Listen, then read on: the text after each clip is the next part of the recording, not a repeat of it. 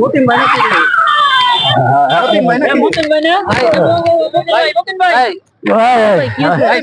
কি সমস্যা?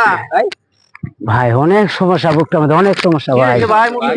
ভাই অনেক সমস্যা ভাই। না ভাই শহর আমার মদ খেতে, আমার মাল খেতে দে ভাই। না না ভাই আমার মাল খেতে দে ভাই।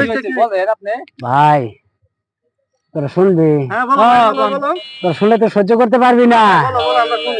এই বুকটা এই মদ খেতে আসি কিসের লেগে জানো?